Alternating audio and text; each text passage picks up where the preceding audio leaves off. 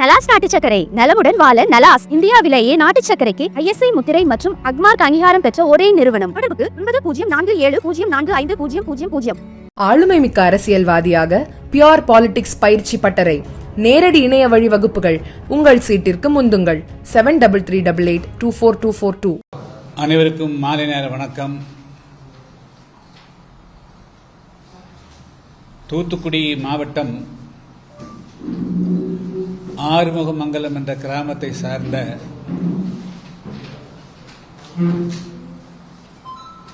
கவின் என்ற பொறியாளர்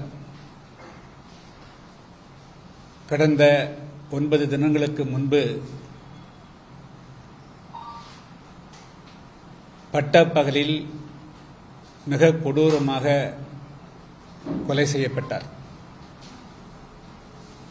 அவர் இன்று வரையிலும் பட்டியல் பிரிவில் உள்ள தேவேந்திரகுல வேளாண் சமுதாயத்தை சார்ந்தவர். அவர் சுபாசினி என்ற சித்தா மருத்துவரோடு +1 +2 படிக்கக்கூடிய காலத்திலிருந்து நட்பில் இருந்து வந்துள்ளார். அவர் பிற்பட்டோர் பட்டியலில் இருக்கக்கூடிய மறவர் சமுதாயத்தை சார்ந்தவர்.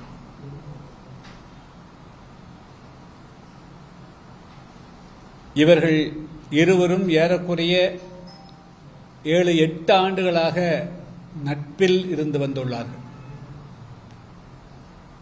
இந்த நட்பு பற்றி 2 வீட்டாருக்கும் நன்கு தெரியும்.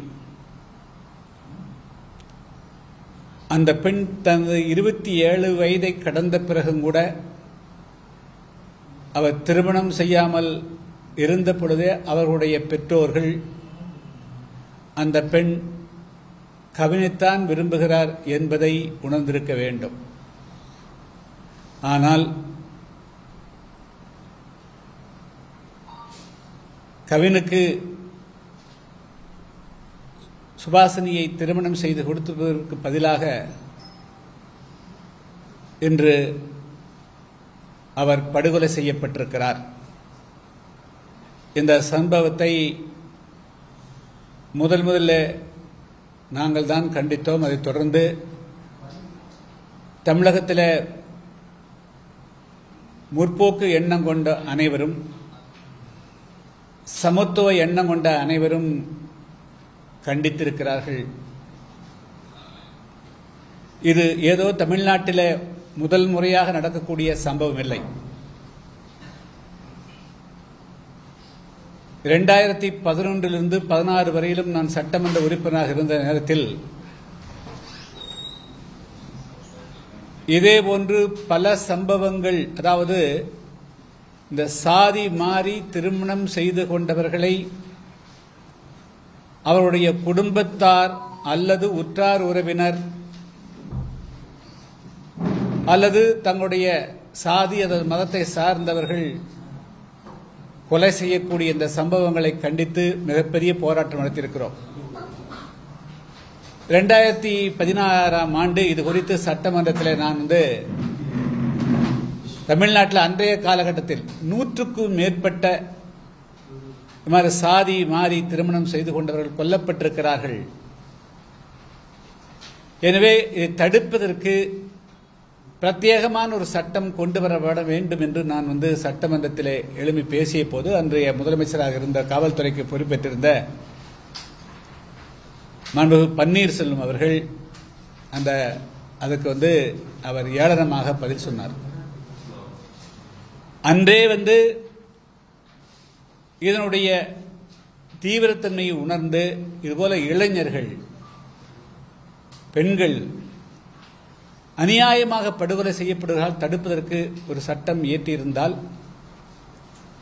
இன்று அதுக்கு பிறகு எத்தனையோ சம்பவங்கள் நடந்துவிட்டு அவைகளெல்லாம் தடுத்திருக்க முடியும்.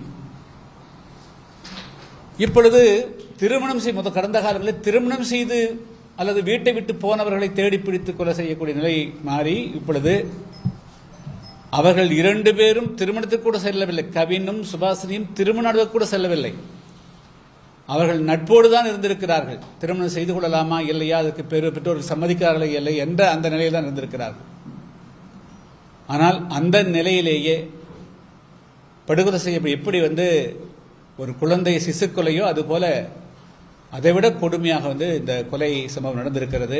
இது இப்பொழுது தமிழ்நாட்டையும் தாண்டி அகில இந்திய அளவில் அகில உலக அளவில் தமிழ்நாட்டுக்கு ஒரு மிகப்பெரிய தலைக்குனிவை உருவாக்கி இருக்கிறது.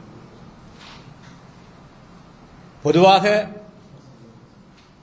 கொலைகளே கூடாது என்று இருக்கின்ற பொழுது இதுபோல 18 வயது நிரம்பியவர்கள் 21 வயது நிரம்பியவர்கள் திருமணத்துக்கான வயது ஆனவுடன் ஆண்கள் 25 அல்லது பெண்கள் 18 வயதுக்கு நிரம்பியவர்கள் சட்டபூர்வமாக திருமணம் செய்து கொள்வதற்கு உண்டான உரிமை இருக்கின்ற பொழுது ஒருவேளை அவர்களுக்கு பெற்றோர்களுக்கு நாங்கள் பிள்ளையை பெற்றோம், படிக்க வைத்தோம், வேலை வாங்கி கொடுத்தோம் என்ற உணர்விலே அவர்கள் இந்த விஷயத்தை அணுகி தங்களுடைய கட்டுப்பாட்டை மீறி செல்லுகின்ற பொழுது அவர்களை ஒழித்து கட்டுவது என்ற நிலைக்கு வருவது இது ஒரு நாகரிகமான சமுதாயத்தினுடைய அடையாளமாக கருத இயலாது. இருக்கிற தமிழ்நாடு பிற மாநில காட்டிலும் பல்வேறு முக்கியமான முன்போக்கு கருத்துக்களை பேசுகிறோம். திராவிடம் பேசுகிறோம். இன்னும் சொல்ல போனால் 1967களில் மிக பிரபல்யமாக பேசப்பட்டது கலப்பு திருமண தம்பதிகளுக்கு தங்கப்பதக்கம். இதுதான் அன்றைய காலகட்டத்தில் இருந்த ஒரே முத்திரை பதித்த விளம்பரம் என்று சொன்னால் அது கலப்பு திருமண தம்பதிகளுக்கு தங்கப்பதக்கம். இதுதான் மிக முக்கியமான. அப்போ ஒரு அரசு, ஒரு கட்சி, பல தாங்களே இந்த நாட்டில் கலப்பு திருமணம் செய்யப்பட வேண்டும், அந்த திருமணங்களுக்கெல்லாம் தலைமை தாங்கிய சுயமரியாதை திருமணங்களாக நடத்தி வைத்து இளைஞர்கள் மத்தியில் அந்த கருத்தை விதைத்துவிட்டு அது பயிராகின்ற பொழுது, அது விளைச்சலுக்கு வருகின்ற பொழுது அதை வேரோடு புடுங்கி இருந்தால் எப்படி சரியாக இருக்க முடியும்? இன்னைக்கு அறிந்து அறியாமலோ திராவிட சிந்தனையாளர்கள் தமிழ்நாட்டில் அந்த சிந்தனையை வளர்த்தீர்கள். இன்னைக்கு அது கலப்பு திருமணங்கள் செய்யப்படுகின்ற பொழுது அதை நீங்க பாதுகாக்கணும். கடந்த 2021ஆம் ஆண்டு திமுகவினுடைய 505 தேர்தல் அறிக்கையில ஒன்று கலப்பு திருமணத்தை ஆதரிக்கக்கூடிய விஷயங்கள். அப்போ நீங்க இந்த காலகட்ட வரையிலும் நீங்க கலப்பு திருமணத்தை நீங்கள் ஆதரித்து உங்களுடைய கொள்கையா வைத்திருக்கக்கூடியவர்கள் அந்த கலப்பு திருமணத்துக்கு ஒரு மிகப்பெரிய ஆபத்து வருகின்ற பொழுது, உள்ளிருந்தே ஆபத்து வருகின்ற பொழுது அதை தடுக்க வேண்டிய பொறுப்பும் இந்த அரசுக்கும் இருக்கிறதாக நான் கருதுகிறேன். அதுவும் குறிப்பா அரசு என்பதை தாண்டி திமுக மற்ற கட்சிகளை காட்டிலும் நாங்கள் தான் சமூக நீதிக்காக நிற்கக்கூடிய கட்சி என்று பேசக்கூடிய கட்சி. இதுல ஆச்சரியம், எல்லாவற்றுக்கும் கண்டனம் கொடுக்கக்கூடிய முதலமைச்சர் அவர்கள் ஏன் இங்க சென்னையிலிருந்தே அவர் திமுகவினுடைய சார்பாக, ஆட்சி வேறு, திமுக கட்சி இருக்கு, திமுக கட்சியின் சார்பாக அதை கண்டிச்சிருக்கணும். கண்டிக்கல. எடப்பாடி பழனிசாமி எதிர்கட்சி தலைவர் அவர் கண்டிக்கல. பாரதிய ஜனதா கட்சி அது கண்டிக்கல. இதெல்லாம் என்ன நியாயம்? ஏன் இந்த பாகுபாடு?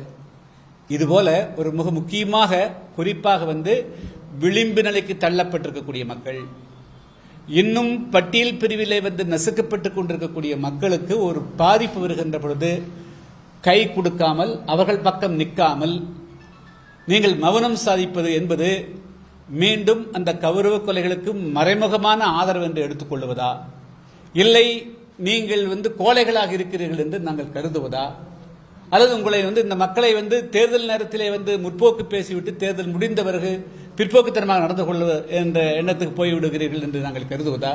இதுக்கு அது அவர்கள் தான் பதில் சொல்லணும். எனவே இது மொத்தத்தில் இது தமிழ்நாட்டில் இந்த ட்ரெண்ட் மிக அதிகமாயிட்டு இருக்குது. அதாவது அன்றைய காலகட்டத்தில் படிக்காம இருந்தாங்க, இன்று நீங்களே உயர்கல்வி கொடுக்குறீங்க. எல்லாம் இந்தியா ஃபுல்லா, உலகம் ஃபுல்லா இன்னைக்கு பேசிக் ஸ்கூல் எஜுகேஷன் தாண்டி கல்லூரி எஜுகேஷன் யூனிவர்சிட்டி எஜுகேஷன் போறோம். பெரும்பாலானவர்கள் தொழிற்கல்வி பயிலுகிறார்கள். பயின்ற பிறகு தொழில்நுட்ப ஐடி ஃபீல்டில் மாநிலத்தை தாண்டி பம்பாய் போகிறார்கள், கல்கத்தா இருக்கிறாங்க, டெல்லியில் வேலை செய்கிறார்கள். அங்கே பணிபுரிகின்ற பொழுது அவர்கள் தங்களுக்கு தேவையான துணையை அவர்கள் தேர்ந்தெடுக்கிறார்கள். இதை எப்படி தடுப்பீங்க? சரி, இதை கொள்றீங்க. திடீரென்று பார்த்தால் திடீர்னு ஜப்பான் பெண்ணோடு திருமணம் என்று நாங்கள் ஜப்பான் போடுறீங்க, கொரியா பெண்ணோடு திருமணம் போடுறீங்க, அமெரிக்கா பெண்ணோடு திருமணம் போடுறீங்க, அதையும் கொள்வீங்களா? அப்ப இது என்ன பார்வை உங்களுக்கு? இதெல்லாம் வருதில்ல. அந்த பெண் வந்து மாப்பிள்ளை, அந்த மாப்பிள்ளைங்கிறீங்க, அந்த பெண்ணுங்கிறீங்க, வேற நாட்டுடைய பெண்ணுன்னு சொல்றீங்க. ஆனால் தமிழ்நாட்டில் இருக்கக்கூடிய இந்த தமிழ் மொழி பேசுறீங்க, தமிழ் பண்பாடு, தமிழ் இனம் பேசக்கூடிய இந்த தமிழ்நாட்டில் அந்த பூர்வீக குடி மக்கள், இந்த தமிழ்நாட்டினுடைய உண்மையான சொல்ல போனால் தமிழ் மண் அவர்களுக்கு சொந்தமான மண். இந்த மண்ணுடைய குழந்தைகள் அவர்கள் படித்து மேலே வந்த பிறகு இவங்க கட்டாயப்படுத்தி பண்ணல. இதே வந்து சப்போஸ் இந்த கவின் அந்த பெண்ணை ஏமாத்தி இருப்பதாக வைத்துக் கொள்வோம். அப்ப என்ன சொல்லும் பாருங்க, படிச்சுட்டு வந்து இவங்க காதலிச்சு ஏமாத்திட்டாங்கன்னு குற்றச்சாட்டு சொல்லுவீங்கல்ல. ஆனால் அந்த மாதிரி எந்த விதமான ஏமாற்றம் செய்யாமல் உண்மையாக நின்று இன்னும் 6 மாதம் கழிச்சு நீங்க பெற்றோர்கிட்ட சொல்லு அப்படிங்கிற அளவுக்கு அவன் ஒரு பொறுமை காத்திருக்கக்கூடிய அந்த இளைஞனை கொலை செய்வது எந்த விதத்தில் நியாயம்?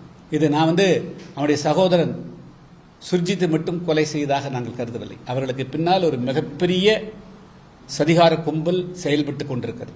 தனி ஒருவன், ஆமா, அவன் தனி நபராக கிடையாது என்று சொன்னால் இன்னும் சொல்றேன். அதாவது வந்து திவ்யா இளவரசன் மேட்டர்லையும் கூட அவங்க பெற்றோர்கள் அந்த திருமணத்தை ஏற்றுக்கொள்ளக்கூடிய அளவுக்கு வந்துட்டாங்க. ஆனால் அங்க இருக்கிற ஊருக்காரன் 4-10 பேர் இது உனக்கு வேணா இல்லாமக்கலாம் என்னுடைய எங்களுக்கு இருக்காதுன்னு சொல்லி தோண்டிட்டான். என்னங்க அக்யூஸ் பண்றேன். அதாவது அவ மட்டும் இல்ல, ஒரு மிகப்பெரிய கும்பல் பின்பலமா இருக்குது. நான் அக்யூஸ் பண்றேன். நான் எனக்கு சந்தேகம் எல்லாம் கிடையாது. ஏன்னா அந்த பையன் ஒருத்தனால வந்து ஒரு ஆளை கொலை பண்ண முடியாது, ரொம்ப கஷ்டம். அவன் பயிற்சி கொடுத்துருக்கிறாங்க, மைண்டை மாற்றிருக்கிறாங்க, பல விஷயங்கள் நடக்குது. அதனால இதனுடைய பல பரிமாணங்களையும் தமிழ்நாடு அரசு வந்து ஆய்வு செய்யணும். தமிழ்நாட்டில் தொடர்ந்து குறிப்பாக தென் தமிழகத்தை மையமாக வைத்து இது வந்து இப்பொழுது அதிகமாகுது. முதல்ல வடக்கு தமிழகத்தில் தான் இது அதிகமாக இருந்தது. இப்பொழுது வந்து தென் தமிழகத்துக்கும் வந்து ஏற்கனவே தென் தமிழகத்தில் 2021 இப்போ இதுவரையிலும் ஒரு 100க்கும் மேற்பட்ட இளைஞர்கள், தேவேந்திர இளைஞர்கள் கொல்லப்பட்டிருக்கிறார்கள். அது குறித்து நான் இங்கேயே வந்து பல பிரஸ் மீட் நடத்திக்கிறேன். இப்பொழுது வந்து இது கௌரவ கொலைகள், ஆணவ கொலைகள், சாதி மாறு திருமணம் செய்யக்கூடிய அந்த நிலை என்று அதுக்கு பல பேர் கொடுத்துக்கலாம். இதுபோல வந்து தாங்களாக முன் வந்து இளைஞர்கள், இது 27 வயது நிரம்பிய 2 பேரும் 18 வயசு அல்ல, 27 வயது நிரம்பிய ஒரு ஆணும் பெண்ணும் கூட தங்களுடைய வாழ்க்கையை தேர்ந்தெடுத்து முடிவு செய்வதற்கு உண்டான முடியாமல் அவர் கொலையிடக்கூடிய சூழ்நிலை உருவாயிருக்கிறது. எனவே இது வந்து தமிழ்நாடு அரசு இது பல வழிகளிலும் வந்து இதுக்கு வந்து தடுக்கணும். முதல்ல சாதியின் பெயரால் இருக்கக்கூடிய அனைத்து வீதிகள், சாலைகள், அது வந்து சிலைகள் எல்லாம் கம்ப்ளீட்டா அறவே வந்து அகற்றணும். பள்ளிகளுடைய பெயர், கல்லூரிகளுடைய பெயர், பல்கலைக்கழகங்களுடைய பெயர் எதுவுமே சாதியினுடைய பெயரால கம்ப்ளீட்டா இருக்கக்கூடாது. முதல்ல அதை வந்து செய்யணும். ரெண்டாவது, இப்பொழுது வந்து இந்த மாதிரி இளைஞர்கள் படுகொலை செய்யப்படுவதை தடுத்து நிறுத்த, தங்களுடைய வாழ்க்கையை தீர்மானிக்கக்கூடியதை தடுத்து நிறுத்தக்கூடிய, கொலையில் கொண்டு போய் நிறுத்தக்கூடிய அந்த தடுத்து நிறுத்துவதற்காக தமிழ்நாடு அரசு உடனடியாக ஒரு அவசர சட்டத்தை பிறப்பிக்க வேண்டும் என்று நான் வலியுறுத்துகிறேன். அதில் முக்கியமாக இந்த அவசர சட்டத்தில் இந்த மாதிரி வந்து இளைஞர்கள், அந்த பெண்கள் படுகொலை செய்யப்படுகின்ற பொழுது அவருடைய பெற்றோர்களை, உற்றார் உறவினர்களையும் முதல் குற்றவாளிகளாக சேர்க்கக்கூடிய நிலை உருவாகும். இல்ல, நோ, முதல்ல வந்து இந்த மாதிரி சாதி மாறி திருமணம் செய்து கொள்ளக்கூடியவர்களுக்கு பாதுகாப்பளிக்கக்கூடிய வகையில் அவசர சட்டம். ஒட்டுமொத்தமா தமிழ்நாட்டில் இந்த சாதி வெறியே ஒழித்து கட்டுவதற்காக நான் வந்து இந்த மாதிரி சாதி ரீதியாக சிலைகளை வந்து வைக்கிறது, நடுரோட்டு சிலை வைக்கிறது அனுமதிக்கிறது, ஒரு சில தலைவர்களுக்கு மட்டுமே போய் வந்து அவங்க செத்து போனா அவங்க இருந்தா அதுக்கு போய் வந்து புகழாஞ்சலி செலுத்துறது, குரு பூஜை நடத்துறது, இதெல்லாம் தான் சாதி வந்து கொம்பு சீவி விடக்கூடியதாக இருக்கிறது. அதனால தமிழ்நாட்டில் இருக்கிற எந்த சாதியும் உயர்ந்த சாதி இல்லை, எந்த சாதியும் தாழ்ந்த சாதி இல்லை. அவர்கள் கல்வி அறிவின் காரணமாக அவர்கள் வந்து பின்தங்கி இருக்கலாமே தவிர யாரும் தாழ்ந்த சாதி இல்லை, உயர்ந்த சாதி கிடையாது. எனவே முதல்ல இப்பொழுது வந்து இந்த மாதிரி சாதி மாறி திருமணம் செய்து கொள்ளக்கூடியவர்களுக்கு வந்து பாதுகாப்பளிக்கக்கூடிய வகையில் உடனடியாக தமிழ்நாடு அரசு ஒரு அவசர சட்டத்தை கொண்டு வர வேண்டும் என்று வலியுறுத்துகிறேன். அந்த அவசர சட்டத்தில் முக்கியமாக அந்த மாதிரி வரக்கூடியவர்கள், அந்த திருமணம் செய்து கொள்ள வரக்கூடியவர்களுக்கு முதல்ல பாதுகாப்பளிக்கணும். அவங்களுக்கு வந்து உத்தரவாதமான வேலை வாய்ப்பை வழங்கணும், அந்த குற்றவாளிகளாக அவங்க பெற்றோர்கள் சேர்க்கப்படுவார்கள் என்ற அச்சத்தை வந்து அந்த பெற்றோர்கள் அந்த குடும்பத்துக்கும் அவர்கள் சார்ந்த சாதிகளுக்கும் உருவாக்கணும். அது எந்த சாதியாக இருந்தாலும் சரி, அது எந்த சாதியிலிருந்து நடந்தாலும் சரி, இது வந்து ஒட்டுமொத்தத்தில் அவங்க தங்களுடைய வீட்டு போறாங்கன்னா சந்தோஷம், அந்த நீ எனக்கு விருப்பம் இல்லை, நீ போய்க்குன்னு அனுப்பணும். அதுதான் வந்து என்னுடைய வேண்டுகோள். மேலும் வந்து இந்த சாதி மாறி திருமணம் செய்து கொள்ளக்கூடியவர்கள், பழகக்கூடியவர்கள், அது பேசக்கூடியது, இதையே வந்து கொலை செய்யக்கூடிய இந்த வன்முறை சம்பவங்களை கண்டிக்கக்கூடிய வகையில் முதற்கட்டமாக புதிய தமிழகம் கட்சியின் சார்பாக ஆகஸ்ட் மாதம் 17ஆம் தேதி திருச்சியில் காலை 11 மணி அளவில் வந்து எனது தலைமையில் முதற்கட்டமாக ஆர்ப்பாட்டம் நடைபெறுகிறது. அதைத் தொடர்ந்து டிசம்பர் மாதத்திற்குள்ளாக தமிழ்நாட்டுடைய அனைத்து ஒன்றியங்களிலும், அதுக்கு பிறகு ராமநாதபுரம் மாவட்டம் கடலாடியில் நான் நடத்த போகிறேன், அதுக்கு பிறகு மதுரை மாவட்டம் உசிலம்பட்டி, அதே போல ஒவ்வொரு பகுதிகளாக கிராம அளவில் ஒன்றிய அளவிலும் வந்து நடத்தி மக்கள் மத்தியில் விழிப்புணர்வுகளை உருவாக்க போகிறோம். இந்த மாதிரி வந்து கொலைகள் செய்வது எந்த காரணத்துக்கு எந்த இது தீர்வாகாது, அதுவும் பெற்ற குழந்தைகளை கொலை செய்வது என்பது ஏற்புடையதாக என்பதை வலியுறுத்தி தமிழ்நாடெங்கும் இதை வந்து ஒரு கொள்கையாக கொண்டு நாட்டில் வந்து சமத்துவத்தை உணர்வை ஏற்றுக்கொள்ள வேண்டும், தனி மனித உணர்வுகளை அங்கீகரிக்க வேண்டும் என்று வலியுறுத்தி தமிழ்நாடெங்கும் தொடர்ந்து வந்து நாங்கள் அந்த ஆர்ப்பாட்டங்கள் பேரணி மூலமாக விழிப்புணர்வுகளை ஏற்படுத்தவிருக்கிறோம். முதற்கட்டமாக இந்த சட்டத்தை கொண்டு வர வேண்டும் அப்படிங்கிறதுக்காக தான் நாங்கள் ஆகஸ்ட் மாதம் 17ஆம் தேதி திருச்சியில் முதற்கட்டமாக ஆர்ப்பாட்டம்.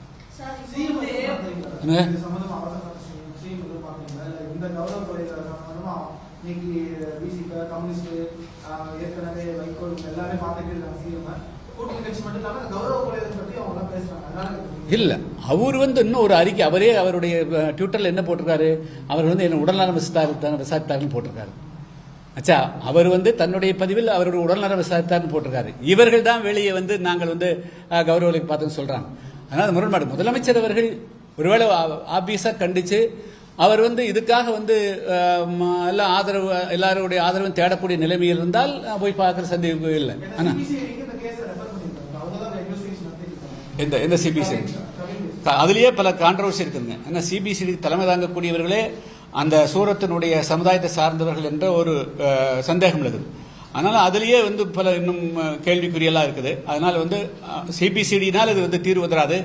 ஏன்னா இன்று வந்து பெருசா பேசக்கூடியது நாளை வந்து நீர்த்து போதுங்க. இதே இப்போ ஆம்ஸ்ட்ராங் கொலையில 17 பேருக்கு வந்து குண்டாஸ் போட்டுன்னு பெருசா காட்டினாங்க, அதுக்கு ரத்து பண்றாங்க. இது வந்து அவசர கோலத்தில் அந்த நேரத்தில் ஒரு பரபரப்பை தடுப்பதற்காக எதுவும் தீர்வாக. நான் சொல்றது ரூட் காசை கண்டுபிடிக்கணும். ஏன் வந்து இந்த நாட்டில் இவங்களுடைய நீங்க தானே கலப்பு திருமணத்துக்கு தங்க பதக்கம் கொடுத்தீங்க, நீங்க தான் இந்த தமிழ்நாட்டில் இது பேசுனீங்க. எதுவும் பேசாத அண்டை மாநிலம் கேரளாவில் 20% பேர் வந்து திருமணம் செய்த கலப்பு திருமணம் நடக்குது. பஞ்சாபில் 40% நடக்குது, ஹரியானால 60% நடக்குது, நார்த் ஈஸ்ட்ல 80% நடக்குது. ஆனா முற்போக்கு பேசக்கூடிய தமிழ்நாட்டில், பெரியாரிசம் பேசக்கூடிய தமிழ்நாட்டில், அண்ணாயிசம் பேசக்கூடிய தமிழ்நாட்டில் ஏன் 2-3% தான் கலப்பு திருமணம் நடக்குது. அந்த 2-3 நடக்கக்கூடிய சதவீதத்தை அதை கூட தாங்கிக் கொள்ள முடியாமல் கொலை நடக்குது. அப்ப இது வந்து உங்களுடைய கொள்கையை கொலை செய்யற மாதிரி நீங்க கருத வேண்டாமா? திராவிட கொள்கையை கொலை செய்யறதாக தான் நான் அர்த்தம் எடுத்துக்கணும். உங்களுடைய பேச்சை கேட்டு உங்களுடைய தாக்கம் தான் இது நடக்குது. ஏன் உங்களுக்கு வந்து இது வந்து உங்களுக்கு கோபம் வர மாட்டேங்குது? அதனால வந்து இது நீங்க நீங்க நீங்க ஒன்னு போட்டு போயிருவீங்களா? அப்ப வந்து சட்டி சுட்டதடா கை விட்டதாடான்னு போயிருவீங்களா நீங்க? அதனால இதுக்கு முழு பொறுப்பு எடுத்துக்கொள்ள வேண்டியது வந்து திமுக தான் பொறுப்பு எடுத்துக்கணும். அதனால வந்து உடனடியாக அவசர சட்டத்தை கொண்டு வரணும். அவசர சட்டத்தை கொண்டு வந்தாங்க அப்படின்னு நாங்கள் வரவேற்பு, அதில் ஒன்றும் சந்தேகம் இல்லை. ஆனால் அவரை போய் பார்ப்பதற்கு உண்டான சூழல் இருக்குதா இல்லையான்னு தெரியாது. நடந்த ஒரு ஆர்ப்பாட்டத்தில் டாக்டர் ஷாம் பேசும்போது புதிய தமிழுக்கு வந்து கலப்பு திருமணங்களை ஊக்குவிக்காது, கலப்பு திருமணம் வந்து சாதி ஒட்டுக்கான ஒரு கருவியாகவும் நாங்கள் பார்க்கல அப்படிங்கிறாரு. ஆனால் நீங்க இப்போ சாதி மறுப்பு திருமணத்துக்கு பாதுகாப்பு வகையில் ஒரு சட்டம் ஏற்றணும். அதாவது நானே கலப்பு திருமணம் பண்ணிக்கிறேன், ஷாம் கலப்பு திருமணம் பண்ணிக்கிறாரு, எங்க டாக்டர் கலப்பு பண்ணிக்கிறாங்க. அது வந்து என்னன்னா நாங்கள் வந்து கொள்கை ரீதியாக சில விஷயம் கொள்கை, அதாவது வந்து ஒரு ஆணும் பெண்ணும் வயது முதியோர் திருமணம் செய்து கொள்வதற்கு எந்த தடையும் இருக்கக்கூடாது ஆச்சுங்களா, அது கொள்கை. பொதுவாக வந்து ஒரு திருமணம்ங்கிறது வந்து எல்லோருடைய ஒத்துழைப்போடு நடந்தால் நல்லா இருக்குங்கிறது அது. அதுபோக வந்து நாங்க சொல்ல வந்ததுன்னா, படிக்கிற காலத்தில் பள்ளி படிப்பு வந்து காதலில் விழுந்து படிப்பை தொலைத்துக் கொள்ளாத. இதுதான் வந்து என்னுடைய அட்வைஸ். இன்னைக்கு அதான் அட்வைஸ் பண்றேன். ஆச்சா, அதுதான். ஆனா அதே சமயத்தில் நீ ஒரு ஐஏஎஸ் வந்து ஐஏஎஸ் 2 ஐபிஎஸ் படிக்கிற பெண்கள் திருமணம் பண்ணிட்டாங்கன்னா கொண்டுறாங்களா? 2 ஐஏஎஸ் கொள்றாங்களா? ஆக முடியும். அப்ப வந்து உங்களுக்கு என்ன வர்க்க வேறுபாடுகள் உங்களை வந்து தடுக்குது. ஆச்சுங்களா? நாங்க என்ன அட்வைஸ் பண்றோம், நாங்க வந்து பொதுவாக நாம் இந்த சமுதாயம் அதான் நான் சொல்றேன், எல்லாருக்குமான சமூகமா இருக்கணும்க்கா தான் வந்து இதுக்கு பாதுகாப்பு கொடுன்னு சொல்றோம். அவர் ஒன்னும் தப்பா ஒன்னும் பேசல. அதாவது பொதுவாக நம்முடைய கவனம் படிக்கிற காலத்தில், பள்ளி படிப்பு அல்லது கல்லூரி படிக்கின்ற காலத்தில் நாம் படிப்பில் தான் கவனம் செலுத்த வேண்டும். நாம் வந்து வாழ்க்கையில் முன்னேறுவதற்கு தான் கவனம் செலுத்த வேண்டும். அந்த காலகட்டத்தில் என்ன திவ்யா இளவரசன் மேட்டர் என்ன, படிக்கிற காலத்திலே போனாங்க, என்ன சொல்ல வந்து அக்யூஸ் பண்ணாங்க கடந்த காலங்களில். ஆச்சுங்களா? இவன் வந்து பேண்ட் போட்டு வர்றாங்க, ஆச்சுங்களா, கண்ணாடி போட்டு வர்றான், இவன் நம்பி என்னுடைய பொண்ணு எப்படி. ஸோ அந்த குற்றச்சாட்டுகளுக்கு ஆளாகக்கூடாதுக்காக நீ வாழ்க்கையில ஸ்டெபிலைஸ் பண்ண. நான் இன்னும் ஒருபடி மேல போய் சொல்லிக்கிறேன். நீ வந்து செங்கல் சூளையினுடைய தொழிலாளியாக இருந்து கொண்டு செங்கல் முதலாளியுடைய பெண்ணை காதலிக்காத. நீ செங்கல் சூளை முதலாளியா மாறிடு. உங்ககிட்ட ஒரு வேலைக்கு வந்தா கல்யாணம் பண்ணி அந்த பொண்ணு வேற பொண்ணு வந்ததுன்னா கல்யாணம் பண்ணி நீ ஒரு புரட்சி பண்ற அப்படிங்கிறது நாங்க எல்லாம் அப்படியெல்லாம் பேசுறோம். ஆச்சா, அது வேறு. அது வந்து ஒரு சமூகத்தில் வந்து பொறுப்போடு எல்லா சமுதாயத்துக்காக வந்து நாங்க நிக்கிறோம். ஆச்சுங்களா? ஆனால் இது வந்து நாங்க எங்களுடைய வாழ்க்கையை தீர்மானிக்கிறோம். நான் வந்து 1 லட்ச ரூபா சம்பாதிக்கிறேன் அப்படின்னு ஆண் சொல்றான். ஒரு 1 லட்சம், நான் 1.5 லட்ச ரூபா சம்பாதிக்கிறேன் ஒரு பெண் சொல்லுது. 2 பேரும் அவர்களாக சுதந்திரமாக முடிவெடுப்பதற்கு உரிமை உண்டா இல்லையா? இந்திய அரசியல் சாசனம் உரிமை உண்டா இல்லையா? அந்த அடிப்படையில் அவர்களை பாதுகாக்க வேண்டிய பொறுப்பு இந்த அரசாங்கத்துக்கு உண்டு, நம்மளை போன்ற எல்லோருக்கும் உண்டு. அந்த அதாவது இங்க பாருங்க, ஒரு நிமிஷம் இருங்க. இல்ல அது நான் சொல்றேன். அரசும் காவல்துறையும் இந்த ஆணவ படுகொலையை தடுக்கவில்லை என்றால் கீழ் நத்தத்தில் நடந்தது திரும்ப நடக்கும் அப்படிங்கிறாங்க. இது வந்து கலவரத்தை தூண்டும் வகையில் ஒரு பேச்சா இல்லையா? ஆமா, கலவரத்தை யார் தூண்டுறாங்க? இல்ல இல்ல இல்ல இல்ல இல்ல இல்ல யார் தூண்டுறாங்க? நான் என்ன 2004ஆம் ஆண்டு நான் கோர்ட்டுக்கு போயிட்டு இருந்தேன். 16 பேர் கொண்ட கும்பல் என் மேல வந்து வெடிகுண்டு பூசி கொல்றதுக்கு வந்தாங்க. நான் என்ன பண்ணேன்? அது ஜாதி ரீதியான அட்டம்ப்டா இல்லையா? இந்த சமுதாயத்தில் ஒரு லீடர் வர்றது கூட தாங்கிக்க முடியல. இன்னைக்கு நேற்று நடந்திருக்கு சேரமாதேவியில ஒரு பள்ளியில சாதாரண 8ஆம் கிளாஸ் 9ஆம் கிளாஸ் படிக்கிறது. அந்த பையன் வந்து யாதவ் கம்யூனிட்டி பையன். சரிங்க, அந்த பையன் யாதவ் கம்யூனிட்டி, பொண்ணு வந்து மறவர் சமுதாயம். இந்த பையன் இன்ஸ்டாகிராம் என்ன பண்ணான்னு தெரியாது. அதுக்காக வந்து பள்ளி மாணவன் அறுவாதத்து போட்டுறானே வெட்டுறானே. இது எப்படி பத்திரிகை பாக்குறீங்க? இது எங்கேயும் ஒரு சமுதாயத்தில் வந்து ஒட்டுமொத்த ஒரு சமுதாயம் இந்த மாதிரி வந்து ஒரு தாக்கல் தொடுக்கிற போது அதை வந்து நாங்கள் சுட்டி காட்ட வேண்டிய கடமை இருக்கு எங்களுக்கு இருக்கு. இல்லைன்னா 19 வந்து அம்பெய்ய முடியாது. ஆச்சா, யார் குற்றம் செய்கிறார்களோ, யார் தவறளிக்கிறார்களோ அதை சுட்டி காட்டினால்தான் அந்த தவறு நிறுத்தப்பட வேண்டும். தவிர எங்களுக்கு யாரையும் குற்றம் சுமத்த வேண்டும் என்ற எண்ணத்தோடு சொல்லக்கூடியதில்லை. இந்த நீங்க வந்து கொலையை காட்டிலும், கொலை முயற்சியை காட்டிலும் ஒரு மேடையில் பேசுறது குற்றமாயிருமா? எந்த நேரத்தில் ப்ரொவோகேஷன் வருது? நீங்க வந்து பட்டப்பகல்ல 3:30 மணிக்கு நீ சாதி பார்த்தானே வெட்டின. அவன் கவின்கிறது வந்து தேவேந்திரோட வேளாளர் பல்ல சமுதாயத்தை சார்ந்தவன் ஜாதி பார்த்தா நீ பண்ண. அப்ப நாங்க ரியாக்ட் பண்ணாம அப்படின்னு வாய் மூடிட்டு இருக்க முடியுமா? அதுக்கு முற்றுப்புள்ளி வைக்கணும்ல. நாளைக்கு இன்னொரு நாங்க சமுதாயத்தில் வந்து ஒரு பண்ணு ஒரு பையனோட பலாப்படம் யார் தடுக்க முடியும்? அதுக்கு என்ன கட்டுப்பாடு இருக்குது? அப்போ ஏன் நீங்க இந்த தலைவர்கள் எல்லாம் போய் நம்ம பையங்க யாரையும் வெட்டக்கூடாது அப்படின்னு நீங்க அட்வைஸ் பண்ண மாட்டேங்கிறீங்க? நீங்க அட்வைஸ் பண்ணிட்டோம். இனிமேல் தென் தமிழகத்தில் அருவாள் கலாச்சாரம் இருக்கக்கூடாது.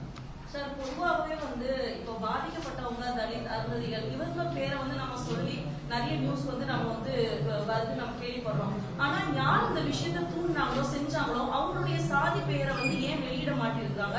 இது பத்தி உங்களுடைய அதான் இதுதான் இங்க பாருங்க. அதாவது இப்ப என்ன, இது சனாதனம்னு சில பேர் பேசிட்டு போறாங்க, ஆணவ படுகொலைன்னு பேசிட்டு போறாங்க. இதுக்கெல்லாம் இந்த முகவரி உண்டா? யாரு செய்யறாங்களோ, எந்த சாதி செய்தோ அதை குறிப்பிட்டு தான் சொல்லணும். நான் என்ன சொல்றேன், தமிழ்நாட்டில் யார் பாதிக்கப்பட்டாலும் பாதிக்கப்பட்டவங்க சொல்லுங்க, யாரால் பாதிக்கப்படுறாங்களோ அதையும் சொல்லுங்க. அந்த வகையில் தான் சொல்றோம். எங்களுக்கு வந்து தனிப்பட்ட முறையில் இந்த சம்பவம் நடக்கல, நாங்க மீட்டிங் போட போறோமா? ஜூலை மாசம் 23, 24ஆம் தேதி திருநெல்வேலி மீட்டிங் முடிச்சு போட்டு 4 நாள்ல நாங்க எங்களுக்கு ஆளுங்கட்சி ஆக்கிற ஆயிரக்கணக்கில் போய் பணம் கொடுத்து ஆள் கூட்டிட்டு வர்றதுக்கு ஒரு 1000 பேர் தேட்டர்னா எவ்வளவு பெரிய கஷ்டம். அப்போ எங்களை வந்து இருக்க விட மாட்டேங்குது. என்னடா இந்த சமுதாயத்தில் இந்த இளைஞர்கள் இப்படி படுகொலை பண்றானே அப்படிங்கிற எண்ணம் வருது. ஸோ அப்போ அதுக்கு வந்து மீட்டிங் போட்டு நாங்கள் பேச வேண்டியிருக்குது. அப்போ யார் தவறு பண்றாங்க, யார் கான்ஸ்டன்டா பண்ணிட்டு இருக்கிறாங்க அப்படின்னு.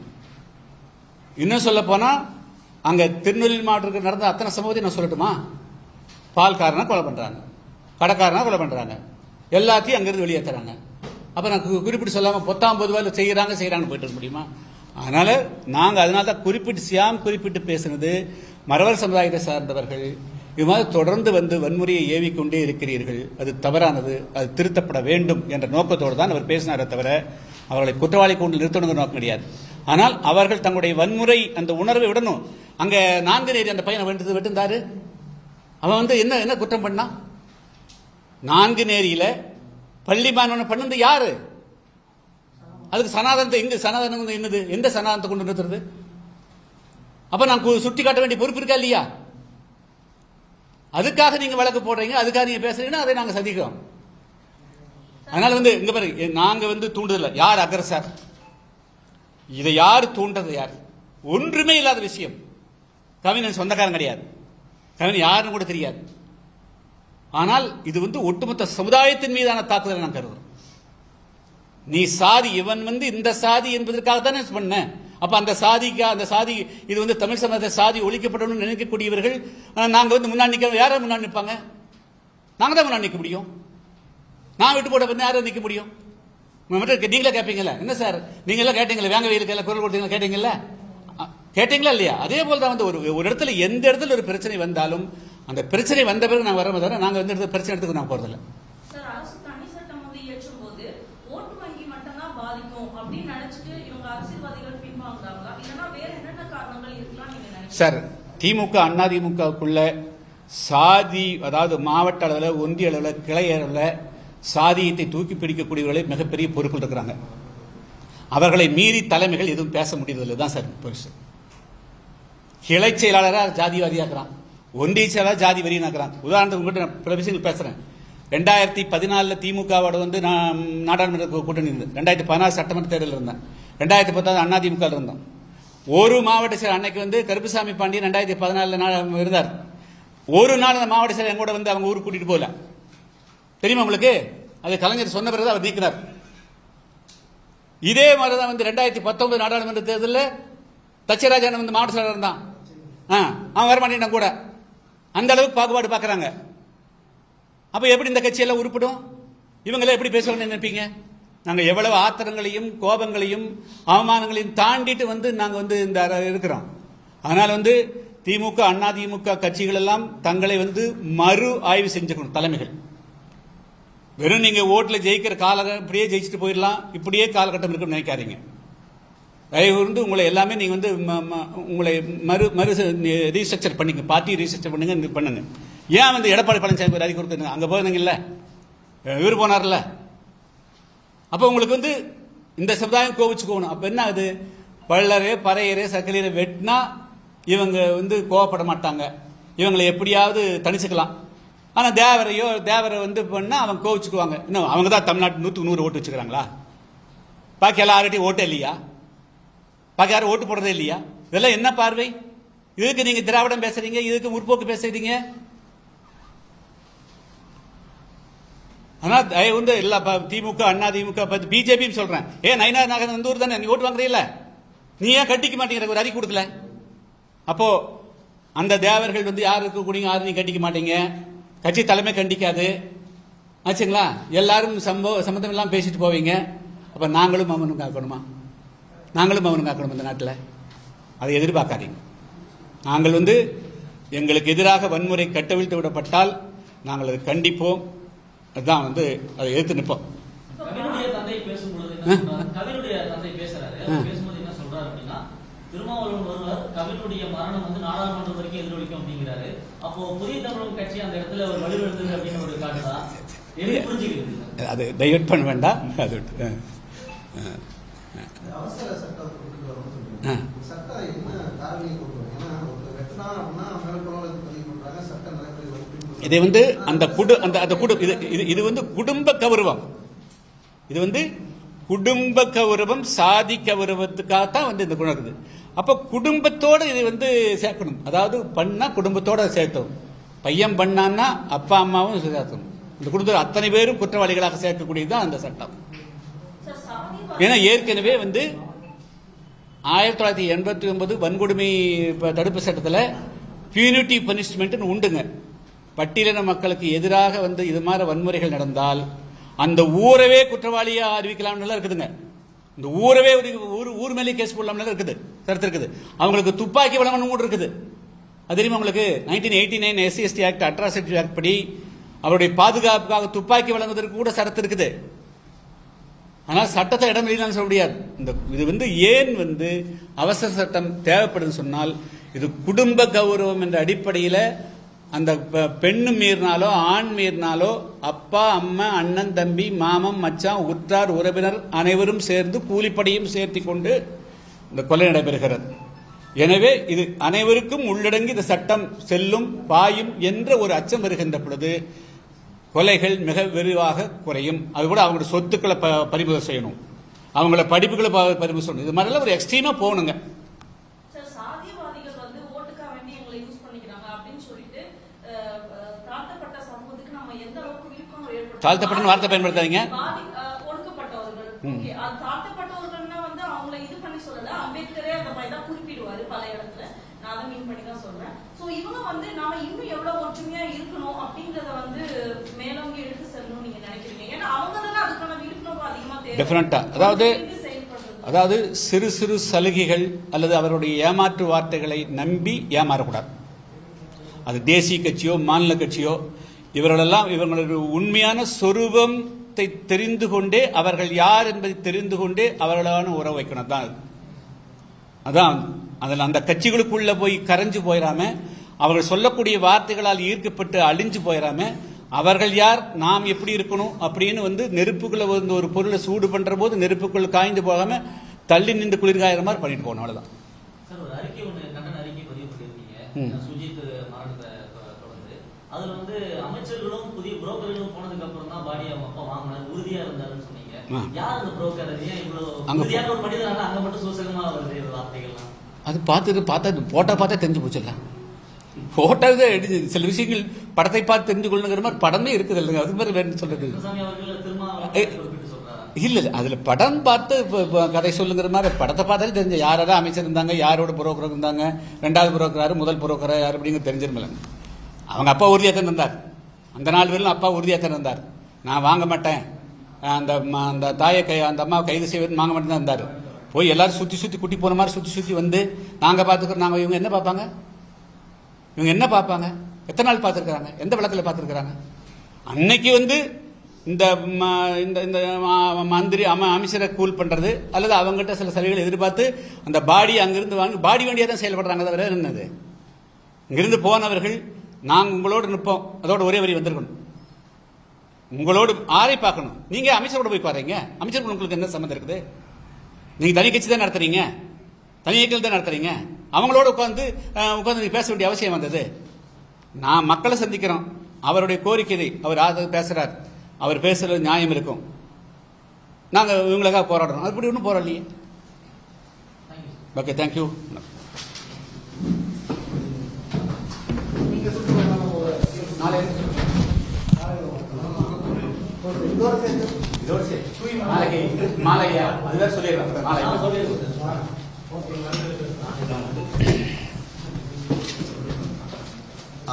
நாளை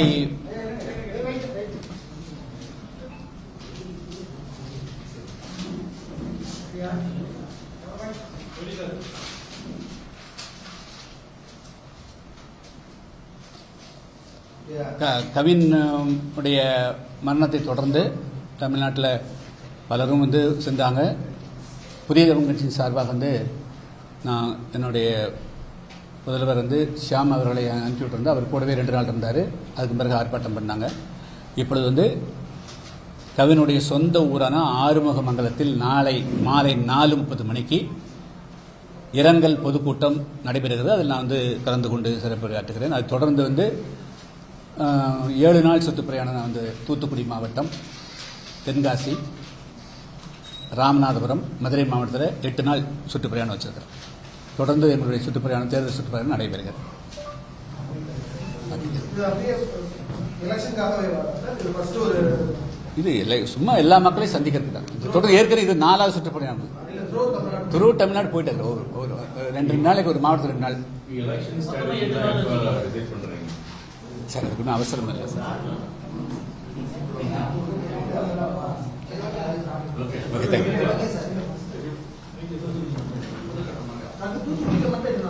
இல்லை, தூத்துக்குடி 2 நாள், 7, 8, 9, 10 தென்காசி, 10, 11, 7, 8, 9, 10, 11, 12 இது ராம்நாடு பரமக்குடி, 13, 14 மதுரை. ஸோ தூத்துக்குடி 2 நாள், தென்காசி 2 நாள், ராமநாதபுரம் 2 நாள், மதுரை 2 நாள், 8 நாள். 14ஆம் தேதி 7 to 14.